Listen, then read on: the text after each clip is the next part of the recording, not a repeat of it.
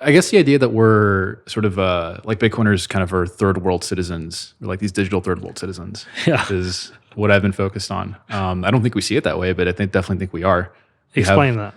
Well, this thing's new. It's incredibly, we've made a lot of progress in the last couple of years, but it's still very mechanical. There isn't like great experiences around using it, especially in self-custody.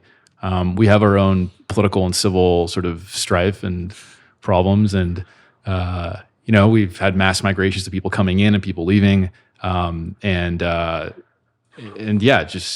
been exiled. People have, been exiled by, mobs and also by individuals.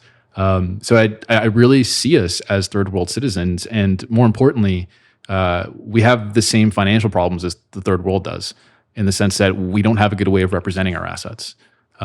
So there's a book that I've read called The Mystery of Capital, and that describes why, in this author's opinion, the global south or third world, whatever you want to call it, is incredibly poor as it relates to the West. So North America, Europe, and Japan. And, it's got nothing to do with IQ or market orientation or your culture. Because if you go to some of these countries, if you go to Turkey and you go to a bazaar in Turkey, you're going to get hassled by entrepreneurial people your entire journey. They're incredibly industrious. But the problem is they actually don't have a way to represent their assets. They don't have property rights built in. And Bitcoin has that. That's the one thing Bitcoin does really well, is that it has these property rights that allow you to enforce the fact that you do own Bitcoin. And so that's what I'm most focused on, is building a great wrapper and experience around that. Much like multi-sig companies, you can make a multi-sig custody regime without these companies. It just isn't a good experience. Nope. At all. I've looked at it. Yeah. There's zero chance I could do it. If I did, I would fuck it up, and most likely I'd lose my Bitcoin. It's dangerous. Yeah, it's dangerous. It is dangerous. Whereas Casa Unchained have built great products for people to be able to not fuck it up. Now, luckily for expression of ownership in Bitcoin, it's not dangerous because you're not moving funds, but it's still not easy. It's not well understood. I realized that when I was writing the paper on proof of reserves, and I just thought this is an incredibly underutilized part of the system. Well, you've literally seen me try to do this without knowing there's a product that exists, and you can go, "Hi, Pete, I can help you with this. We've got a product." I'm like, "Great." Well, you did the best thing you could have done with the tools available. Yeah. We're just now building better tooling in order to make it easier. And commercially, like, how does this going to work for you guys? Well, we're building this tool for both retail and for companies as well. So bigger companies would have, a bigger need in terms of lending agreements, again, with respect to who their counterparties are. We see this as like an integration platform into different services. So you need to quickly prove you have Bitcoin on Rocket Mortgage. Well, we're plugged in. You can quickly just do that with us. There's a load of commercial models that can be developed if this infrastructure exists. So, we're not tethered to one thing necessarily. Did you meet Jeremy earlier? Yeah. Jeremy is a Bitcoiner, but he's a really DID maximalist. And I can imagine him during all of this interview thinking, can you use this for proof of identity? Yeah, I mean, you can. That's not something I promoted thus far, just because the idea of like an address being your identity, I don't think is, maybe it's a good outcome. I don't necessarily see it. I think we're layers away from identity, but it is like we are building a stack of that. Yeah, because we do have this problem at the moment where when we have to provide identity, we're giving away data that can be used and exploited. Right.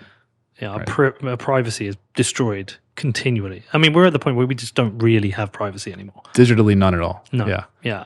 The thing I'm most excited about is applying this to a community banking model, which sort of goes back to my city states idea. I fundamentally view every single person who holds their own keys as an institution. We call ourselves banks. Yeah. Again, maybe I was scammed coming into Bitcoin when I was told that you can be your own bank, but I don't have any banking services.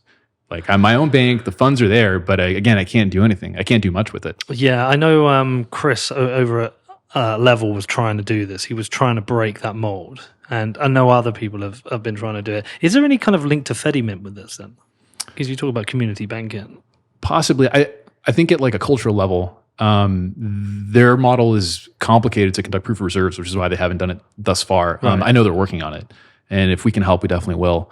But I think the one thing that differentiates this type of community banking versus like the wildcat banking in the US in the 1800s is the auditability factor. Yes. Like you can have different, again, like you effectively are a country by having a treasury is kind of how I see it. Like I see this like massive redistribution of wealth from nation states to individuals at this like quote unquote city state model. So essentially banking is just going to become a peer-to-peer model. Peer-to-peer, yeah. I mean, it is peer-to-peer because Bitcoin's peer-to-peer. Yeah. It'll just be now accessible to like many more people than it is today. And the fact that you can audit each thing is what differentiates it from things of the past. And that's a critical aspect of the protocol that again just isn't really. I think it's incredibly underutilized.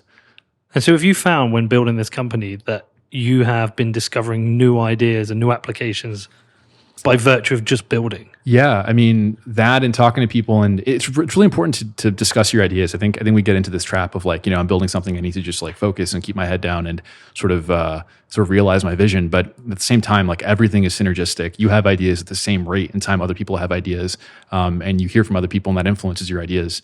So yeah, I've learned, and things have sort of pivoted slightly and taken different and gone on different tangents, and all that's been really really helpful for our product.